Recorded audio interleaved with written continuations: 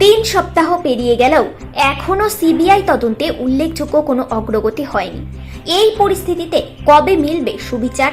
এই প্রশ্নই তুলে বুধবার কলকাতার রাস্তায় নেমে প্রতিবাদ জানালেন জুনিয়র ডাক্তাররা ও শহরবাসী। একই সঙ্গে রাজভবনের আলো 1 ঘন্টা নিভিয়ে দিয়ে আন্দোলনের পাশে দাঁড়িয়েছেন রাজ্যপাল সিভি আনন্দ বোস। তিনি মুখ্যমন্ত্রী মমতা বন্দ্যোপাধ্যায়কে মহিলাদের সুরক্ষা এবং আইন শৃঙ্খলা বজায় রাখতে দ্রুত পদক্ষেপ নেওয়ার নির্দেশও দিয়েছেন। এদিন যাদবপুরের কেপিসি হাসপাতাল থেকে সাউথ সিটি পর্যন্ত বিশাল মিছিল হয়, যেখানে অভিনেত্রী স্বস্তিকা মুখার্জি সহ একাধিক তারকা পা মেলান।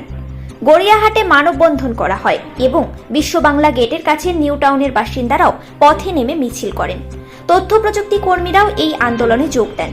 এই ব্যাপক আন্দোলনের মধ্যেই সুপ্রিম কোর্টের শুনানি পিছিয়ে যাওয়ায় গোটা শহর সুবিচারের দাবিতে গলি থেকে রাজপথ পর্যন্ত একযোগে সরব হয়েছেন।